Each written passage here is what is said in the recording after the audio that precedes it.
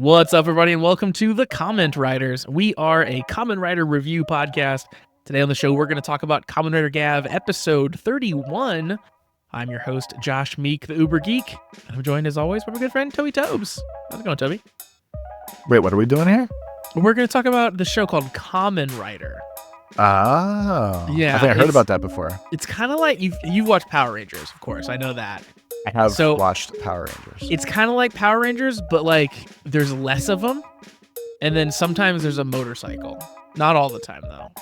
So like instead of the Zord, there's like a motorcycle. They murder things in? I mean, that'd be way cooler. You're designing a better show than what Kamen Rider is. But no, sometimes there's a motorcycle because back in the day there was a motorcycles. Now there just kind of has to be, and they like begrudgingly put it in still sometimes because it's right there in the name. But other times they just make it CG. And sometimes it's a four-wheeler, like this season for some reason. But I feel like I'm getting off track. So there's a guy, and he's in a suit. And the Kamen. The yes, titular Kamen. The titular Kamen. We talked about the writing with the Kamen, and that's pretty much it. He fights crime sometimes. Sometimes he does bad things if there's other Kamens, you know. And the Japanese people love it. It's a big deal over there. Now that you mention it, would we say all of our heroes through all these shows are fighting crimes?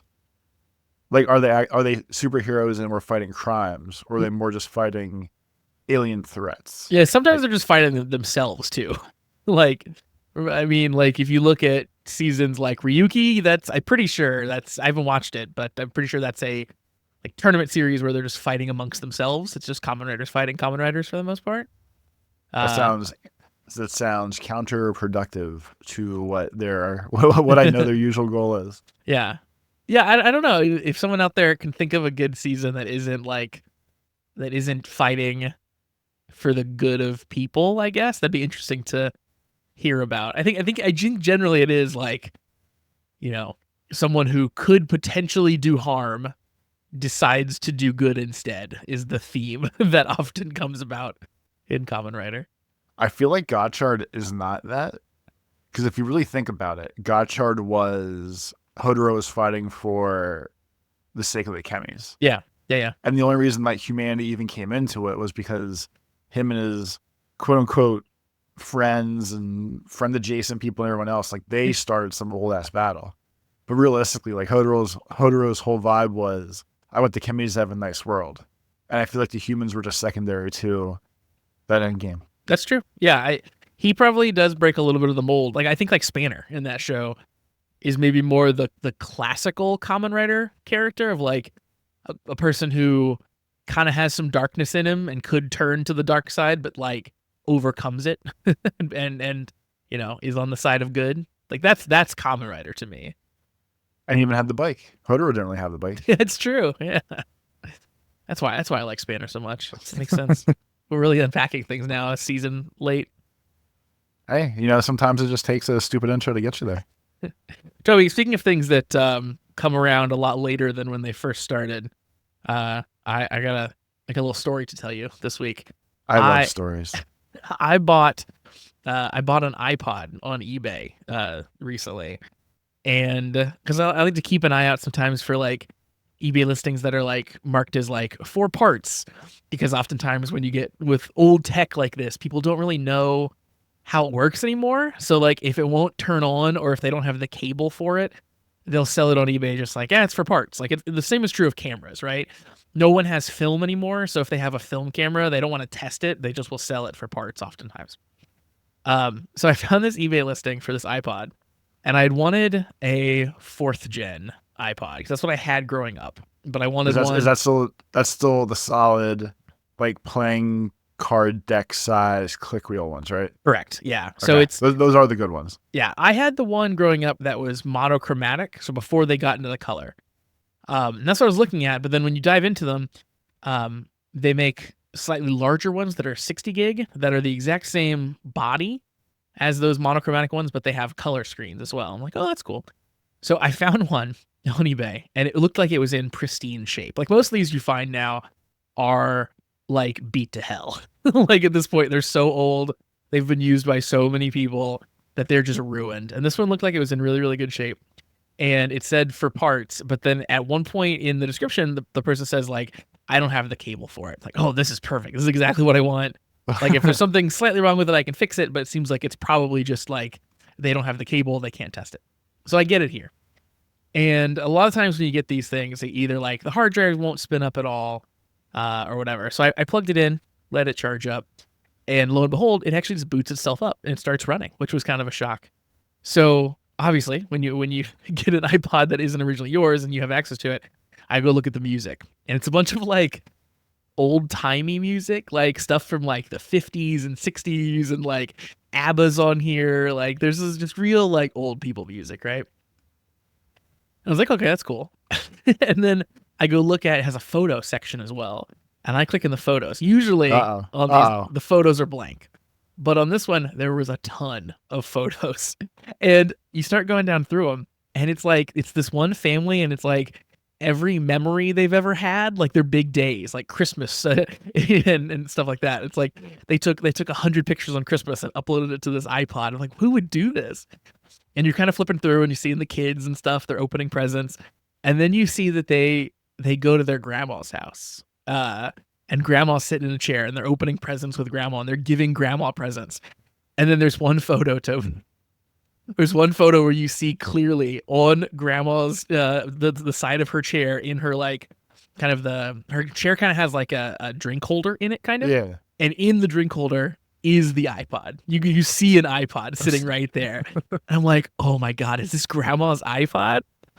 So I plug it into my computer and it pops up on the computer, and the name that it has is Grandma Nancy. Hell yeah. So what has happened here? And this gets where it gets a little dark. I'm pretty sure Grandma Nancy is probably no longer with us. And now her family has sold all of her things. And I have acquired a dead woman's iPod. I mean, that's both legit. Having the pictures makes this fantastic.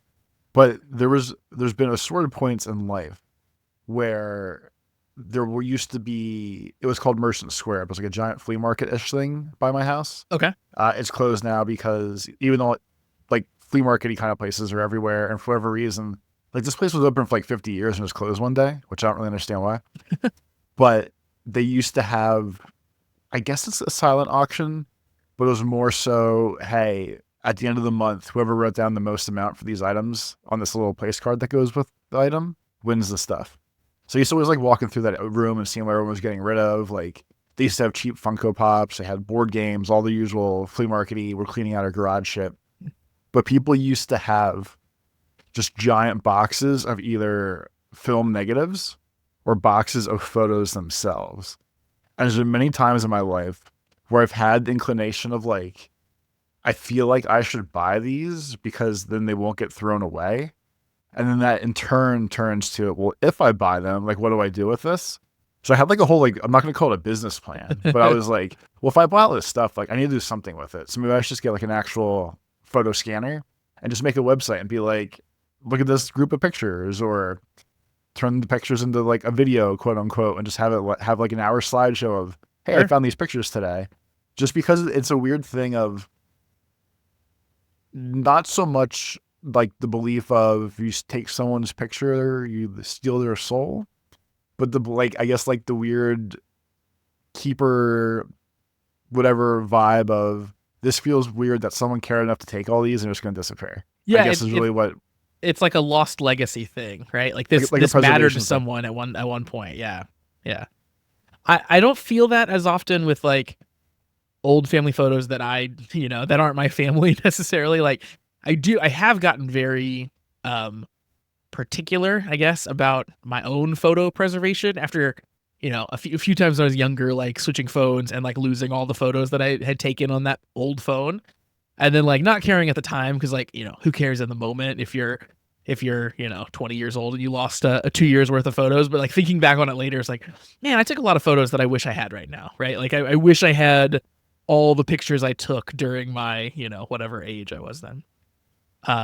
But yeah, no, it's an interesting thing because people like give away some weird stuff sometimes too. Like, I saw another eBay posting today where someone was opening a like brand new inbox iPod Shuffle, and when they opened it, it had been engraved, and it said, like, it was like for some name, like love some other name. And it's like, so someone cared enough to like have that engraving done, and then it never got opened, and then got sold like 20 some years later. Like what a weird path that took. But I wholly support your endeavor to, I guess, eternalize the people's memories. I don't know. Yeah. Yeah. I don't know what it is either. So it's funny. It's like just while we're talking about this, I went on eBay real quick and I looked up photo collection just to see like, can I buy pictures off eBay?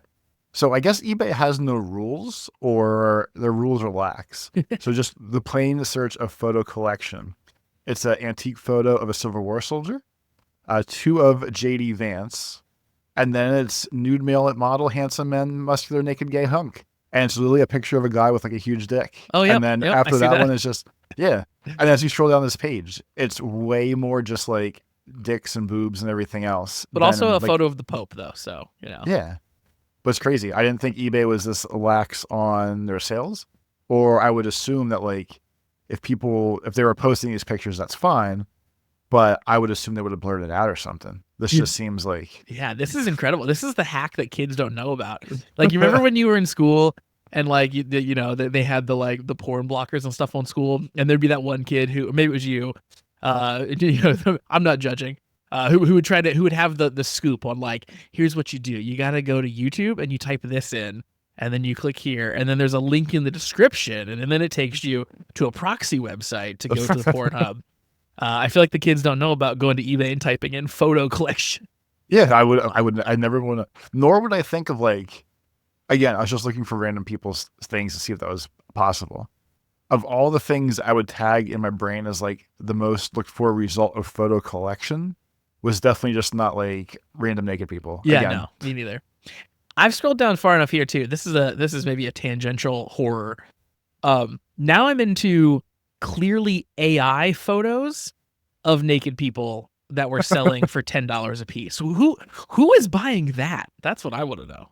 People with bad internet. You know what? If you can just sell that on eBay, I think I found my new business plan. That's incredible. Yeah. If these people are like, honestly, like the image that they're getting, you know, you could get pretty easily with any of your large language models and your image generators.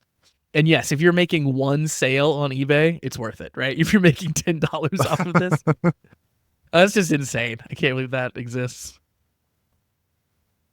Huh? We learned a lot today. Yeah, I feel like my eyes have been opened to a whole new underbelly of the internet that I didn't know existed. One of the places I would have tagged as the least seedy has randomly jumped up the rankings today out of nowhere. You could literally type the word photo and just get dong within the first 5 results. that is a Tumblr-esque level of craziness. Of course, old Tumblr before they shut all that stuff down, unfortunately. Before they cracked down. Yeah, back when Tumblr was cool. Let's see. I had something else that I was going to tell you, but now I can't think of what it was. I had a bunch of stories I was going to tell you. That happens to me. That happens to me a lot too. Where even on like Thursday or Friday, something stupid will happen, and it won't even be that big of a deal necessarily all the time. And I'll just sit there and go, "Man, I want this to be my joke on Monday or Tuesday, whatever day we do it." And in my brain, like I have something loaded up of, no, like this is entertaining to me. Josh will bullshit with me about this. And the past 2 or 3 times now, I've said like, "This is so funny to me. I'm not going to forget." And it literally takes me like an hour. And then I forget what story I want to tell you, and then it just goes away. Totally. Yep. 100%. We recently celebrated Easter here in the States. I don't know. I don't know how far stretching Easter is, I guess. It's any Christian country. Like it's not that weird. That's fair. I was thinking more of the Easter Bunny side of Easter. Like the super commercialized, it's not really about Jesus anymore. It's about this weird bunny that brings chocolate eggs. Sometimes just regular eggs. Sometimes just regular eggs. Yeah, that's true. That is true. We didn't do an egg hunt yet. I think we're going to do an egg hunt next weekend. But Easter's a weird holiday. To if you're like trying to explain it to a kid or something too. It's like, so there's this bunny, but why? I was like, well, let me tell you about religion. So it's funny. So with the two major holidays, I feel like you can go to the mall or go somewhere and get pictures taken with something. Yep. Is like Easter and Christmas. And that really seems to be about it. But I feel like the worst bad Santa is still better than like the best bunny costume. Yeah. Because most Easter bunny costumes look like they came off of like Amazon like an hour before. And just it's like super thin, doesn't really look like a bunny. The heads are usually a nightmare with the faces. It's just like you said, a weird holiday. At least for the non-Jesus aspect of it. Yeah, for the non-Jesus aspect for sure.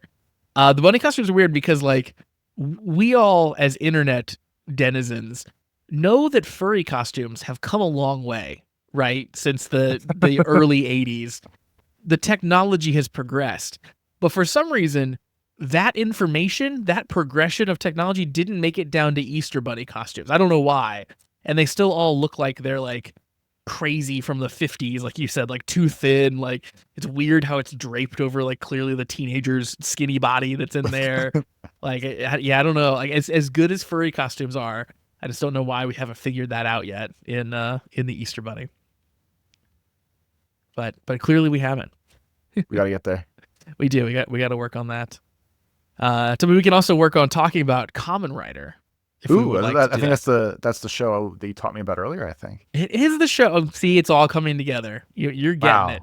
You're understanding this whole podcasting thing. You're pretty quick. It only took 3 seasons to get there. 3 seasons, like 5 different actual podcasts with you, etc. I got there. We got there. We're doing it. Before we jump into Kamen Rider, we have a Patreon. I want to tell you all about that. Patreon.com/thecommentwriters is where you can find that.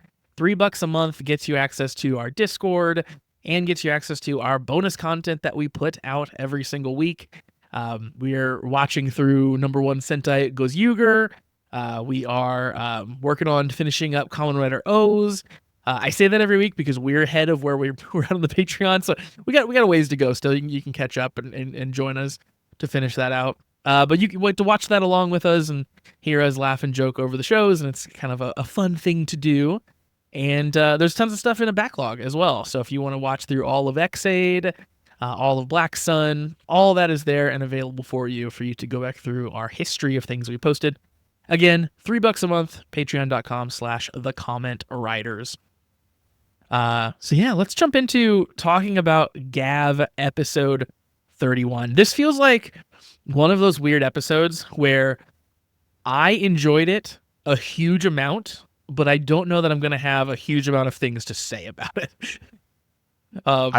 I feel like this was the most slapsticky episode we've had. It was. And somehow we moved backwards on the friendship bubble in spite of last week being like, oh, we're all best friends. We did a little bit, yeah. So last week, if you remember, there was a slight hint where I think it was like Hanto stood up and bumped into Rakia, and they had like a little moment of like, no, you back up. Like they gave each other a look kind of a thing. Yeah. So like they hinted at that maybe they weren't the best of friends. And then of course that's the focal point of this episode is the two of them figuring each other out for the first time. Which makes sense because like they, they're all coming together via Shova. So they all like appreciate him, I guess, and respect him. But, Shade talks about it in his email this week is like, it really is like hanging out with a friend of my friend for the first time in this episode. Yeah, like thinking about it, it's definitely a lot like some people are hub friends, and I guess we'll call it some people are spoke friends. Yeah. Where like either like the party revolves around you, or you always go find the party with all the other spoke friends, to use a stupid metaphor. So Shoma's definitely the hub. Absolutely. And they were just kind of pushed together because like, oh, you're at the konbini today, so am I. Let's have a snack while we're here. And doesn't always work. Sometimes those friends just don't get along. That's true. Yeah. Sometimes you got to keep your spokes separated. And if Shoma is the hub friend, Sachika is like the axle. She's the thing that keeps it all actually moving. You know what? She is the hub friend. I guess like It works out where Shoma is too, right? Like he has to be like the center point. I feel like if it was a Venn diagram with the 3 circles and not just the 2, she is, if we're doing like red, blue, yellow for colors, she is the purple center, or I guess it turns black with one of those colors mixed, whatever it is. They're all she's mixed like, into her. yeah, she's like she's the flavor, the core.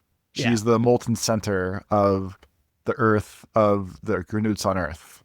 Yeah, like so like that way Shoma can still like touch everybody else and they're still connected to him, but just like she's the core. Okay, I'll buy that. And you're totally right. This is the most slapsticky episode, so I'm interested to hear your thoughts on it as we get into kind of those parts of the show, because I think I surprised myself a little bit by liking it as much as I did. Given my previous stated feelings on some of the slapstick stuff, but yeah, we'll dive in here. So at the beginning of the show, we have Hanto rushing to leave the Sachika happy helping office place. Basically, he says he doesn't want to go lunch. He already has plans. As he's leaving, they're bug ranchers. They're bug ranchers. Come on. That's right. I forgot about the bug ranching, where they say the name of the bug over and over and over again. Yeah, I love them showing random like in progress jobs that they're doing. It was really good. Of course, Hanto starts to leave and bumps into Rakia, and they have a little like machismo situation, and Hanto ends up getting literally thrown out of the building onto the sidewalk. And that really should have been his first warning of like, I guess when your advanced form is I'm a common rider like they are, I guess you forget that the 2 people you associate most closely with are actually superpowered aliens. Yeah. And sure, you could probably flex on a normal person, but even if Lagan 9 was the biggest, easiest bullying target of all time, like he's still probably 5 times as strong as Hanto. Hanto doesn't strike me as a person who would ever consider strategy in terms of who he's confronting. Like he would never think that of like, ooh, I'm weaker than him, I should maybe not approach this head first. He seems like the type who would always approach things head first like that. Like those sorts of like pride things where it's like, no, I'm going to stand up for myself here. Like obviously I know he can do some investigative journaling and sneak around and stuff, but when it comes down to like someone is stepping to him, I feel like he always would be the type that is like in their face about it. Well, even like it was a couple of weeks ago now, he got his ass kicked for moping around and like sticking his nose in the business. And yep. He's just a scrappy guy. He is, yeah. The beatings make him stronger. And that was the thing with his, his pretend dad as well too. Like there was the one flashback scene with them was him being like, "You sure get beat up a lot. You should, you should learn how to fight." So yeah, it is it's core to his character. I loved Sachika here because as soon as Rakia comes in after throwing Hanto out, she instantly starts badgering him about like, so why are you so mean to Hanto? I like that she pulled a chainsaw and told him to stop fighting. That might have been later in the episode. That was later. Yeah, that was later. Okay. Yeah, like the god of the show herself, Sachika, when during one of their little scrappy things, she pulled a chainsaw and she revved it and she was like, "No fighting." And they both looked at her. I thought that was amazing.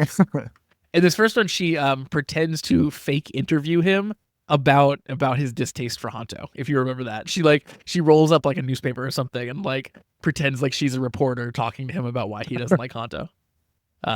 She's a clever one. She does, and she does such a great job of like not outwardly scolding him about it, but like making him feel silly about it. You can tell, right? Like she's like, "Oh, but like it seems like he's a really nice guy. I don't know why you'd be so mean." Like that sort of a vibe. She's the alien mom or the mom alien, however that works. Truthfully, yeah. So Hanto goes investigating, of course, more for Shoma's mom. He's gonna get in trouble for this, I think, at some point because Shoma wasn't really ready for this investigation to happen, but Hanto is barreling forward, looking for Inoue Michiru. That's the name of the mom, and he's tracked that name down to an apartment. But lo and behold, the Inoue that lived there, who's gone missing now, was a man, not a woman. However, Hanto listens to the story and decides that it might be a Granute that is responsible for the disappearance. So Hanto's on the trail. Either way he was good enough where he was like, oh, I barged into your home and asked about this person, and since they were missing, he just didn't just say like, okay, well, I'm gonna go, good luck, Yep, we'll talk later about it. He was like, no, I'll crack this case while we'll do my own case. yeah, obviously, like, it works out well because then that's the impetus for the story this week too, as well. Like, the fight this week. But yeah, I did appreciate from a character standpoint, he's good enough that he's like, you know what, I'll handle this. I'll at least get some information, see if I can fix this. I thought that was cool. He goes, he gets news basically that this guy was his last known whereabouts, I guess, were a barber shop. So he starts to head down to investigate this barbershop, and he runs into Rakia. And this is where our unlikely buddy cop duo gets started for this episode. So, of course, Hanto wants to approach the barbershop in an investigative journalist way. He wants to go in, suss things out, ask some questions, and Rakia, not into that, but initially waits outside until finally he barges in, and, of course, the Granute, who's running the barbershop, instantly recognizes him from all of the wanted posters, and the jig is up at that point. It's funny to me that the past couple weeks now, we're getting very heavy into like these tiny everyday human buildings are the problem. Like last time it was, the gym to the soap land or the hot sauna place, whatever you want to call it. Like it's a little like bare ass little building, very generic general place. This week's like, the barber shop. That's definitely going to be the key. And that seems silly to me. Of the guy's just trying to be a barber, and just escalates. He's trying to be a barber who's also trying to like eat people. Yeah. As long as he gives them nice haircuts first. Yeah, the vibe seems to be for the Granutes now, like the new meta for Granutes is to like find just a regular job and then just like capture people once in a while that come to your regular job. Like, maybe that means then the business itself doesn't have to be profitable, and you can just sort of like have a barbershop where someone walks in like once every 2 days or something. But I guess tied to that too, I didn't really think about it until now. I guess because the show's very heavy-handed when it does I'm collecting all the anthropresses for the Stomach family. It seems like it's a very huge task kind of thing. Like we're grabbing 50 people at the same time. Yeah. But I guess if it's just like someone that just wants to buy the drugs, I guess that job situation does make more sense. Like, hey, I'm going to cut 7 people's hair today, and the 6th one I'm going to anthropress real quick, and I can get a little hit after work. But I guess that makes. I didn't think about how low level some of the work would be here. We're just one person needing to fix one day. Yeah, I guess that's where they all came from. Yeah, it definitely seems like there are definitely various levels of employee for sure. Like this guy can't be turning in big numbers, like you're saying. Like he doesn't have access to that many people clearly. But then we've had the guys, who are taking out like entire squares worth of people at a time. So, yeah, I guess it makes sense in the real world. You'd have different levels of purchasers of your illegal goods, right? You'd have the people who are buying it to push it, and you'd have the people who just want the hit, that just need the one. Yeah. There you go. We're writing stories. We're filling in the pot. I like anytime we get to see Hanto bust out some of his investigative journalist credentials. That was fun. He did have a good plan. Like his plan was taking a little bit longer than anyone would have liked, but his actual plan was super solid. Where he asked a couple leading questions, begged to get a haircut so he could stay in the building, and then said something like when they do the police investigation things. He dropped a little hint, a little clue to make the Granute know that he might know more than he's letting on. And he got the stress face and the, wait, what? And he saw the nerves. And he goes like, you're the monster. I got you, big guy. Yeah, because he talked about having spoken to the person who got disappeared yesterday. And of course, the Granute would have known that he'd eaten him before that. So I thought that was a pretty clever way to get a reaction out of the Granute. Definitely good. Yeah. So yeah, they sort that out. In their struggle, the Granute gets to fight back. Basically, we get to see him turn into his Granute form, and then he, I guess, does the unthinkable, where he fires his like projectile at them, I guess I'll say, and ties their hands together. Was it supposed to be? It looked like a giant ball of hair. Yeah, Is that what it was supposed to be? I don't know. Because he was a barber. Because that's the only thing. That's the only thing I could possibly think of for what he was spitting out / what it turned into when it dried on people. Yeah, it's a good question, and that makes the most sense to me. But it was weird. Yeah, I don't know for sure. I'm looking at a picture of it again now, and yeah, it's like it looks like tied together like you would like a knot, like a just like string or hair kind of wrapped around and around and around. So yeah, we'll go with a giant hairball. they get tied together, and then Works for me. and it's exactly the thing when like again in a buddy cop movie where they get handcuffed together and then have to like drag each other along. Like that is sort of the plot of then the rest of the of the show. So we'll talk more about that, but we'll flash back. We do get a little bit of Stomach World stuff happening as well here in the midst of all this, and basically it's a confrontation between Jeeb and Longo. Essentially, Longo is like kind of talking about like, well, I had to do what I had to do, turn over the stomach company so we could kind of stay alive, and then Jeeb comes in and tells him to get out of his chair or get out of Lascelles' chair and get back to work. So Jeeb is I guess he's really reveling in the fact that he's putting Longo in this place. Yeah, for whatever reason, I still tag them as different ages and think of Longo as dad and not just like brother. Yeah. So it's always funnier to me at first when the quote unquote kids are like, "Hey, screw you, old man, I'm the boss now." And like at first it was just funny, man. I was like, "Oh yeah," it's just like telling his brother like, "No, dick, I'm in charge. Get out of my seat. Get out there and go collecting. I'm making the rules today." Yeah.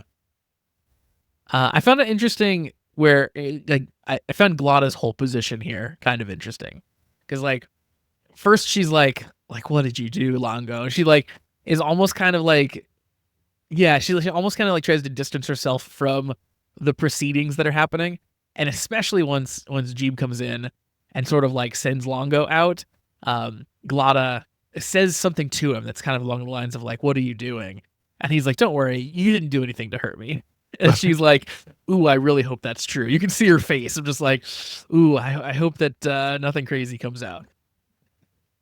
Yeah, it was funny because she definitely makes a face during some part of that conversation where it cuts like specifically to just her eyes and her trying to like, I guess, do mental gymnastics or like do like a math problem quick of, wait, am I good or am I screwed with this? Or like, is this getting worse today and I don't know about it? And what's going on here? Yeah, I thought it was an awesome little scene because it's like, clearly these people treat each other like shit, right? Like that's sort of what this whole family does. And like she's had that opinion about the twins, and like she's backed up Longo on a lot of this stuff, like in their boardroom meetings. Like she's the one who's like, being the like, yeah, he said so type of person in some cases. So yeah, she probably definitely is like, man, I really hope he actually thinks that and isn't just baiting me into something. Certainly not a loving familial relationship in the Stomach family. We do get to see a little bit of Lascelles as well. She goes shopping in an antique store and she tries to buy everything, but she doesn't want to spend any money. So then her butler comes in to rough up the shop owner. The butler costumes, especially later when it's more like in the little battle action stuff, it's the presentation of it is very slick and regal, like it's supposed to be. But even like the butler guys, like he was fighting and then would stop and like almost like readjust his tie, which is like his little ascot handkerchief thing. But I like that super like smug regalness, I guess, of how they play that character. Yeah, I thought that the butler ended up being awesome. Like what I thought was just sort of going to be like a sort of like B fight that didn't really matter to the main plot of the episode. Ended up being really, really cool. Like Shoma and the butler fighting is neat. And the butler, yeah, his whole vibe, like the tie correcting thing he does is cool. And his fighting vibe is very much like, what's a good comparison? It's kind of like Jason Bourne, sort of that sort of like 90s fighting style where you try not to like do any extra movements and everything is sort of like fast and choppy. Like I don't know, it's hard to describe, but like that's what it reads like. It's as if he's like this like incredibly trained fighter in addition to being super strong. And yeah, he came off like an actual danger, which is what a lot of these things are, which is good. Like this show's done a really good job of that. We talk about the agents seeming like actual big deals a lot of times, and he seems like even a step up above that. And then yeah, we find out that the butler is one of Lascelles' dad's, like one of his agents, basically, like his version of an agent is what it sounded like. Yeah, it definitely seems like that's what there's one. Like, it seems like they won't have like multiple of them in one fight at a time, or at least as of now. Maybe, yeah. It just seems more like the personal bodyguard, and they bunch of them just happen to look the same. Yeah, and cool look too, like you said, with the ascot thing, and they have like this fake hair kind of pulled back that comes out from behind their mask, which looks pretty neat. I like the whole vibe of the butler guy.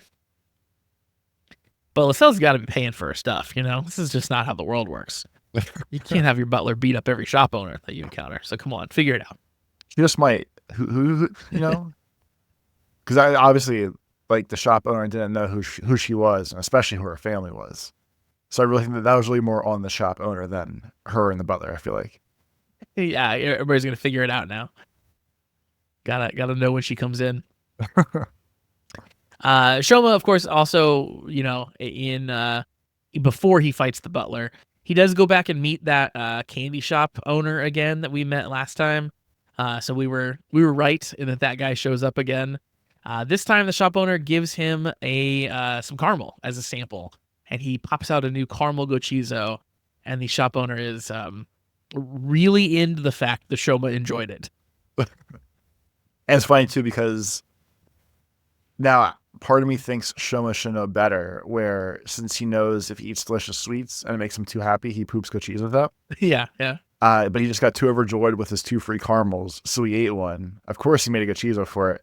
And he like sprints outside and collapses to poop it out. And the shop owner runs out and he's like, "Oh my God, are you okay? Do you feel all right?" And Shoma's just like, "Oh no, it's just so good." And it's extra weird because he doesn't think about what he's doing in these situations. He's a giant puppy dog, basically, when it comes to these snacks. It's like, yeah, you think you would notice that, like, oh yeah, if I try this thing and I like it, it's gonna pop out a Gochizo. That would be awkward.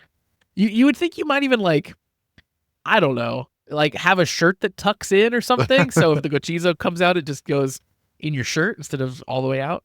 You'd think you'd figure these things out somehow. A lot of options. Yeah, exactly. Sachika needs to help him figure something out here. And speaking of Sachika figuring things out, our stuck together boys head back to Sachika to try to get them apart. And this is where the chainsaw comes up that you were mentioning. In addition to the chainsaw cutting them apart, she also tries to explode them apart. She literally puts dynamite on their hands and like then has one of those big like Acme things you press down to blow it up, which was pretty hilarious. Well, luckily they both talked her out of it. So that was good team building. It was. She was like, "I'm gonna blow both you assholes up." Exactly. It's like, well, you know, we can come together and not get killed by dynamite today, I guess. Let's find common ground. Yeah. I thought that whole the whole scene with her was awesome because again, like she's gonna be the problem solver here. She's gonna have all the crazy tools. That all makes perfect sense. And then we get our first like come together moment, or at least, you know, we start to hash things out because we find out that Rakia doesn't like Hanto and Hanto doesn't like Rakia, but it doesn't have anything to do with the fact that one's human and one's Granute.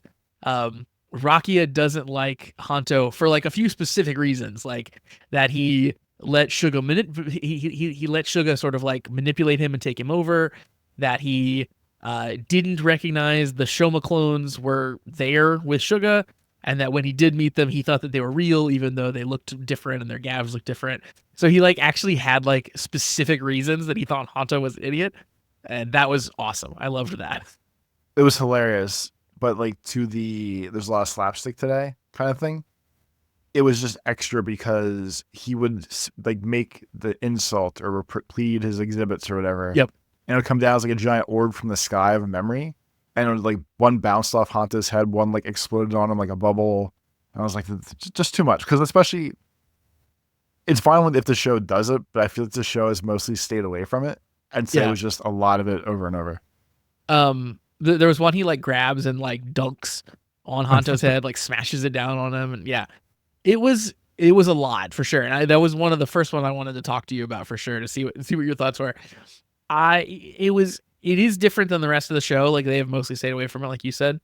But this one, for some reason, like the editing of it was so good and the sound effects were pretty good.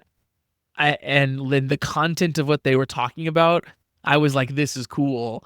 It kind of won me over with the slapstick part of it too. I don't know, maybe I was just in a good mood when I was watching it. But I thought that particular thing worked, where he's grabbing the memories.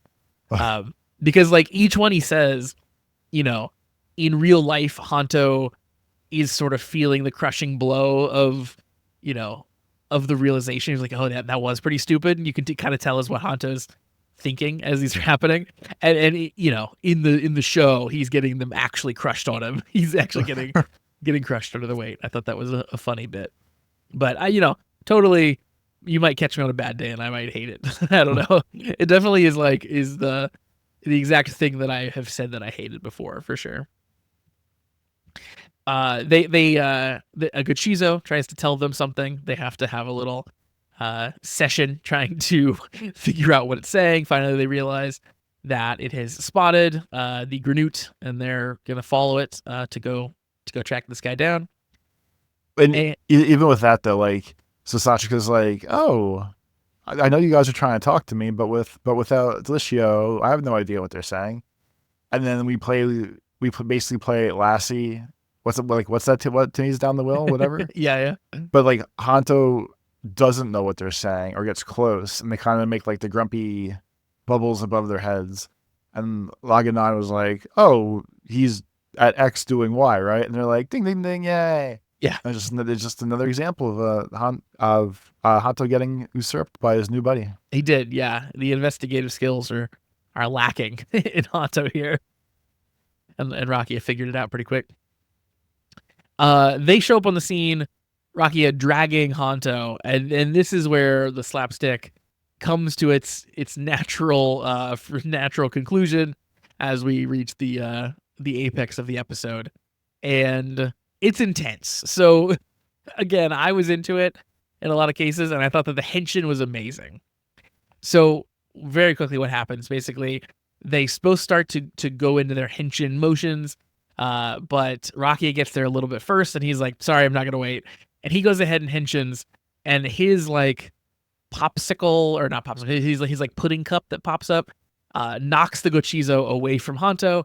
So then Hanto is trapped, drowning in the forming pudding cup.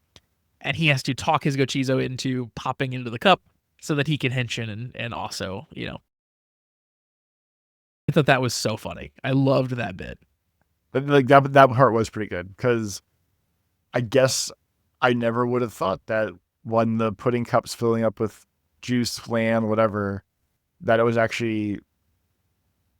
I would have thought it was more like just a visual representation of something versus actual liquids filling up a non-breathable cup, until Hanto was like, "I'm drowning, help me!" like blowing bubbles trying to breathe. So that was definitely good. And even the a lot of the connected hand fighting they ended up having to do. Yeah. They did a really good job, at least, of like choreographing the fight with that. Yeah. Like sometimes, because a lot of shows do when we're handcuffed together, it's just like the gag stuff. Like one person is sitting in the chair, so their person like trips over the chair, but kicks somebody and knocks them down, whatever.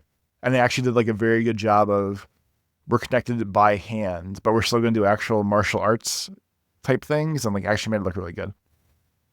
Yeah, I agree entirely on the fighting. Yeah, the fight, like the fighting is still very slapstick, but it's not in a goofy way. It is like the actions with which they are taking are ridiculous, because they have to be for them both to be like flying around fighting. But it's very like technically impressive, and it's interesting and unique to watch, and it isn't just play the circus music because someone's going to fall down a lot of times. Yeah, I totally agree. And yeah, we have learned, I think, in previous seasons, we've seen examples of where the things that pop up when you henshin are physical. Like we've seen them like deflect things before, or like knock things back and stuff. But yeah, you don't really think about that when you see it happening. It appears that it's just sort of like a hologram or something, right? It's just sort of like in their heads. But yeah, I love the confirmation that it's actually liquid, actually filling up a container. That's so funny. Which, yeah, taking to its conclusion also means, it's an actual chocolate bar that actually gets unwrapped. It's true of both of them. And just in perfect characterization too for like the whole like, yeah, but I'm gonna henshin right now. I'm not gonna wait. Like I know it would be convenient if I did, but I'm just not going to. It's just sorry, you have to deal with it. is awesome for Rakia. Yeah, they fight. They eventually get the Granute to shoot and shoot their hand connection. So they get separated finally, and they're very happy about that. And when they finally finish the Granute, all that's left is a husk of a Granute. So he's managed to escape, and he's left behind his dying skin, I suppose. The closest thing I can remotely think of would be like a cicada. Yeah, climbing out of their little crunchy shell and running around, and that seemed like the vibe for sure. It was like very, very cicada like. Yeah, so clearly we gotta track this guy down more in the second episode, and they're they're clearly not still on the same page at the end of this fight. They're kind of yelling at each other, but as they're sort of starting to get into their fight, Rakia sees on the tree the sort of like aftermath of where the Granute had shot at him. There's a slash across the tree, and he remembers when his brother died in his arms, he had an exact matching slash across his back. So Rakia thinks this might be the Granute that killed his brother. Clearly, is where we're going here. It also just seemed like it could just be like a generic slash mark to me.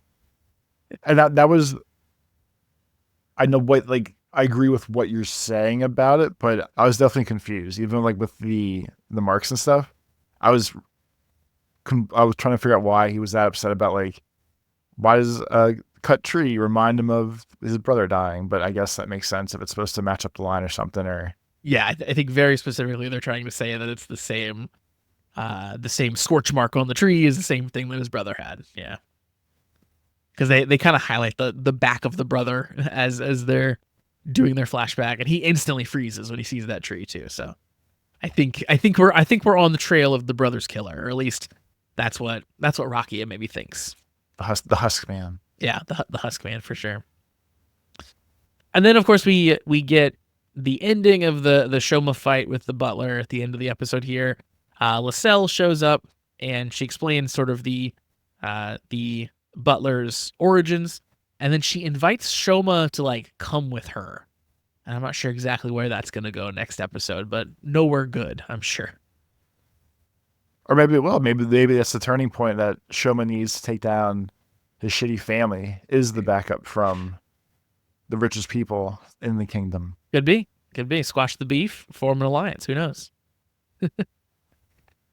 So that's the end of the episode. So yeah, how did you feel overall then about this like very slapsticky side story essentially with Shoma, or sorry, with Hanto and with Rakia? Altogether, it was okay. They're at least moving the story still in the grand scheme of things. Yeah, where it wasn't horrible. It was just specifically the extra goofy parts were bad, and I was a little confused of why I still feel like it's remotely backtracking to, oh, we were friends, but we're not again all of a sudden. But I guess that is true that last week there was the shove, and then the I don't really like you, but you're fine idea kind of thing. Yeah. I think if there wasn't the shove moment for me, if there wasn't the shove moment last week, I would think the exact same thing of like, well, come on, we already resolved everything. Like, why are we fighting? But at least they did give us a bit of a through line of like, hey, we're allies, but we're not 100% all on the same page here.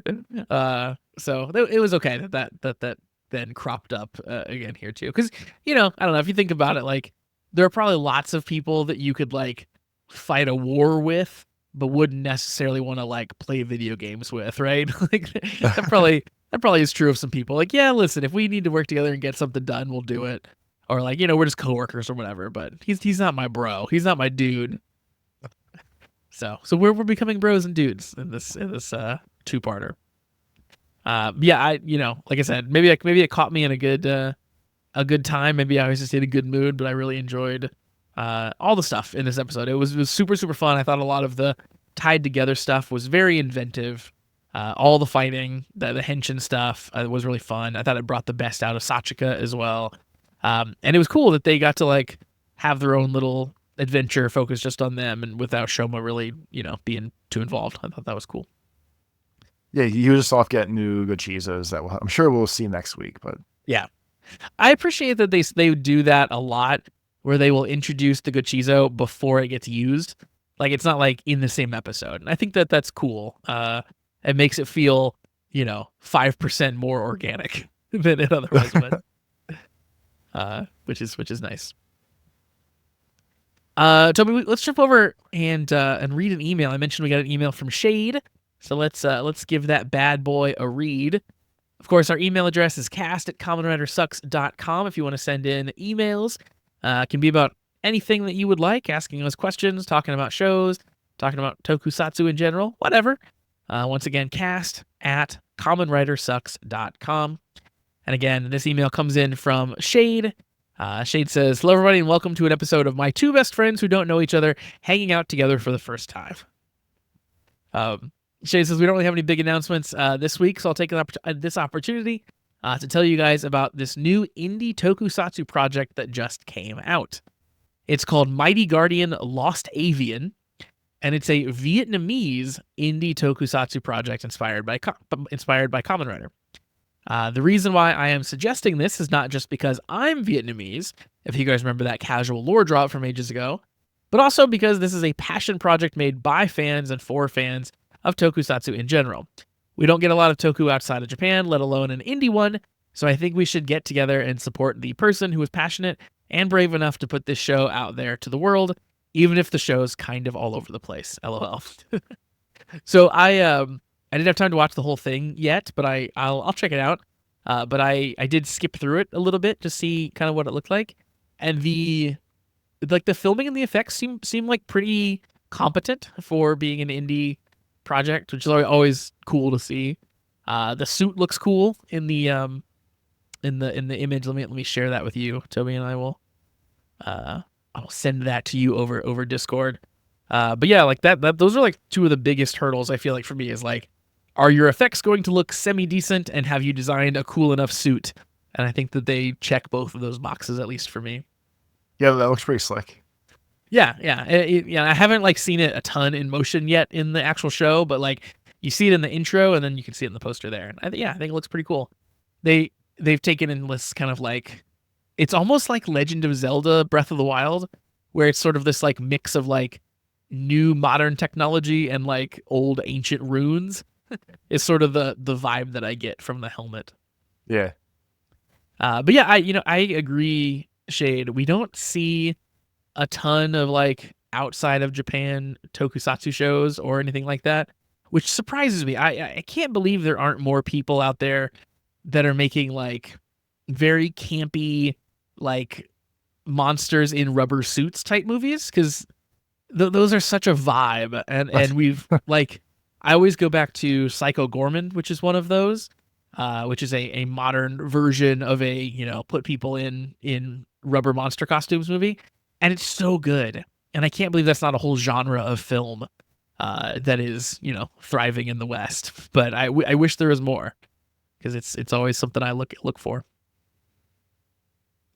It's kind of like it's like the furry thing again, Toby. It's like maybe the suits are just too hard to make. Maybe we don't have the technology. I would assume a good suit is probably super expensive to make, to be honest with you. Probably true. And then, like, we make jokes when we watch the real shows of, oh, they scuffed the suit, or, oh, we can't damage the suit, blah, blah, blah. But, like, if I was going to fund a Toku-themed show, and I dumped all this money into, like, $1,000, a couple $1,000 suit, whatever, I would be die hard with like literally idiots do not scratch this. Figure out how to do some sort of action sequence, but do not break it, because if you break it, I'm going to kill you. So I guess that's probably the bar itself isn't high to get into it. I guess but if you want it to look good enough to be a passable thing, I feel like that bar, it's like a weird hurdle to jump. Yeah, like think about there's some pretty impressive cosplay that people put on to go to conventions, but generally those aren't going to be cosplay that will stand up to much like rolling around in the dirt, for example. It would probably all break apart. It's not made out of the same materials that an actual superhero suit would be made out of and stuff. So yeah, I agree with you entirely that it would be expensive to make something that's durable enough to film in, I'm sure. Shade goes on to share some things about this week's producer's blog with us. First up, the script for this episode was written by Hiroki Uchida, who is the head writer for Kamen Rider Gotchard. So I guess I'm just outing myself as a Gotchard lover here with this episode. Shade says, I'm guessing this was filmed after Gotchard had ended. Yeah, I think that timing should work out correctly. After a lot of recapping stuff, the blog talks about the main event, Hanto and Rakia stuck together. This is a trope that is more popular in Super Sentai. In fact, Rakia's actor is somewhat familiar with this situation during his time as Kirame Silver. He wasn't stuck with anyone, but he sure did make things worse, is what Shade says. The blog then talks about the glue that stuck them both together. It is a mucus created by the mantis granute that solidifies into a shape similar to a mantis's egg case. They also put in a disclaimer, be careful if you're looking up mantis egg cases, they look really gross. Perfect. So certainly not hair at all, apparently. It's a mantis egg case mucus. Could have lived without knowing that detail, I guess. Yeah, probably my hair guess was a happier version of this. I tried the Google photo collection. This is what happened. I got mantis slime sacks. Yeah, it's just been downhill since then. On set, they had to make two versions of the glue prop. One was rider-sized, so the rider hands could fit in, I guess, and the other was human-sized, so they could run around in their human versions. They mentioned that because Rakia is stronger than Hanto, so he drags Hanto around, which leads to a lot of slapstick scenes, like in the Home Alone movies, which they specifically reference, Shade says. I love that that's their reference point for slapstick. That's great. No notes. In one scene, Rakia gets a bunch of white powder, flour on his face. The bag initially landed a bit lower down his chest instead of his face. So then the actor dragged the bag over his face in order to spread more flour on his head, showing off his advanced comedy techniques, is what the blog says. So he went real hard. Usually, like when people get like antiqued with the powder, they don't get super crazy with it. He looked like he actually had like a whole bag of flour on his head. Yeah, and even when he was like trying to wipe it out of his eyes, he was just like pure flour. Yeah, there's a picture of him like smiling after it's done, and he is coated. Yeah, it almost looks like maybe they've like poured eye drops in his eyes or something, or he cried because he has like streaks running down from his eyes, like where tears would roll, which is very funny. And then there's a picture, of course, from the blog as well, of someone blowing all the stuff off of his face with like what looks like a mini leaf blower. Yeah, it's just pointed right at his face, just like going. Brrr. So yeah, what a trooper. He got absolutely doused. They also praised the suit actor's performance in this episode, talking about how difficult it must have been to act extremely uncoordinated while doing stunts and being stuck together like this. Then Shane says, all right, that's it for today. I'm going to watch the new episode of The Last of Us and check out some discussion threads because, oh boy, it's going to be extremely funny. Did you ever watch season 1 of Last of Us? Yeah, but I never played the games, but I watched people play through the entire games, like both of them. And I was pretty impressed how, I guess we'll call it true to form or like true to media literature or whatever, that the show is compared to the game, at least the first season / Okay. first game. That's cool. Yeah, like if you actually watch like a side by side of the last scene of the first season of the show and like the way the game's ending is, it's basically shot for shot, line for line from video game to like actual filmed television. It's pretty cool. That is cool. Yeah, I like when they can trust games to be good enough that they can just pull directly from them like that. It sometimes does make me think like, well, if I already played the game, do I really need to like watch the show? But that's a minor a minor grievance aside. I like it when things are more accurate to the source material. Very cool. So, yep, that is our email for this week. Once again, cast@commonwritersucks.com is the email address if you want to send in an email like our friend Shade did. And so there's one more way that you can communicate with us, and that is in our Discord. We mentioned the Patreon earlier, patreon.com/thecommentwriters. And you can get into our Discord and you can ask us questions over in the episode questions channel. And this week we have a question coming in from Kieran in the Discord. And Kieran says, for fun, what's your ideas for a wrestling-themed Kamen Rider? The title, the plot, etc. So I'll let you think about that for a second. I had some ideas about this, Toby. And I think that, number one Sentai Gozyuger is actually, kind of close to what I would want, where they do the, fighting scene cutaways and they do all that kind of inspired stuff in the ring. I would want that to happen.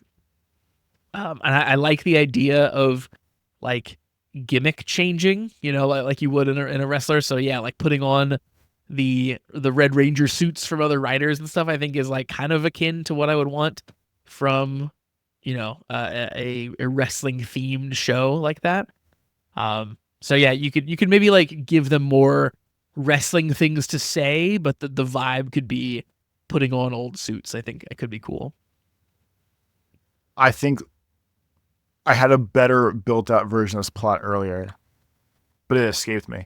I think my main thing would be, I would want it to be one of those shows where the person's profession is the main thing of the show.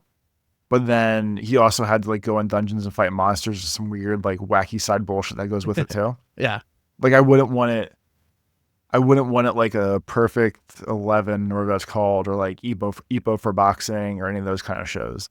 I'd want it to be more like, my secretary needs this paperwork on her desk in an hour and I have to go solo main this dungeon fast. I want it like that kind of show. You want an isekai or something like that. Yeah. That's good. I think that the driver in a wrestling themed Kamen Rider would have to be a fanny pack. and your transformation items are the drugs that you put in your fanny pack. Why would you not go different title belts for the drivers? Because fanny pack was funnier. No, but this is a real good idea though. It is, yeah. Your normal form is the Intercontinental belt, and then your mega form is the world title. Or even that's how we do the suit upgrades for the season. The wrestler so and so just has a toy belt his parents gave him growing up, and one day it worked with magic and I got real jacked and could do body slams. And then eventually he wins the Intercontinental belt, and then he puts it on, his armor goes from a bronzy color to a pure silver color, because it's not the real title, but still a respectable title. And then final form is I win the world title, but this other wrestling league wants to take over our league, and they'll have to bond together. But with me as the world champion, my gold form with the flying eagle belt looks fantastic, blah, blah, blah, blah, blah. And got to ramp it up that way, I think. That'd be cool. I could even see a reversible gimmick somehow, the driver flips over, or the henshin item flips over or something, to go from face to heel. I've got maybe it could be fighting stances, right? I've got my good guy moves, and then I can flip over to bad guy side, and I've got my bad guy moves. I'm gonna hit you with my Rudo attack. That could be pretty cool. I think you could honestly go a long ways with a show that is like it's just using wrestling terms. Like I think wrestling words are interesting enough. Like, you could say kayfabe a bunch. You could talk about getting heat. I think there's a lot of things you could just like incorporate that would make it feel so wrestling, no matter what the rest of the show is even about. If you just said wrestling words, it'd be good. Like what if like if like keeping a secret identity, he was keeping kayfabe, and what if his suit had like a heat meter on it that he had to keep at a certain level so that the fight kept working. Like that'd be cool, right? Or like one of like the dramatic ending type of things could be like when Spider-Man gets murdered outside the subway and half his face wrap is off, and they're like, he's just a kid though, and like all of the New Yorkers get real sad and protect him. It could be like that, but like the half the Kamen Rider helmet, which never probably really happens, gets like smashed off in the ring, and they're like, holy shit, it's just a kid. What's even going on here? Throw your chairs in to protect him. Yeah, that'd be cool. That'd be a cool moment. Someone should make this wrestling themed Rider show. See, I'd make it, but we established that getting a good suit's probably expensive, and if people be wrestling in them, we get fucking smashed. Oh yeah, for sure. We'll just have AI do it all. Then that'll be fine. I think it's gonna wrap us up for this week, for this episode, Toby. Why don't you regale the people with tales of where they can find you on the internet? On Twitter, it's Life of Tobes. On YouTube, it's Tobes Plays. And on Retro Achievements, it's Tobes Plays as well. For me, you can find me on Blue Sky at meek.lol. You can also find the show on Blue Sky at commonwritersucks.com. And, of course, give the show a subscribe wherever you're listening to your podcast, be that YouTube or Spotify or wherever else. Also, leave a review, leave a comment, whatever your platform lets you do. All that is all super helpful. And yeah, please check out the Patreon that we've mentioned, patreon.com/thecommentwriters, to check that out. It's been the Patreon's been growing a lot, Toby. I've been happy to see that. More people joining up all the time. And yeah, more content on there every single week. So it's always a good time to sign up. All right. I think it's going to wrap it up for us for this week. We'll be back next time to talk about Gavv episode 32 and see what these crazy boys get up to. But until then, we hope you have a wonderful week, everybody. Peace.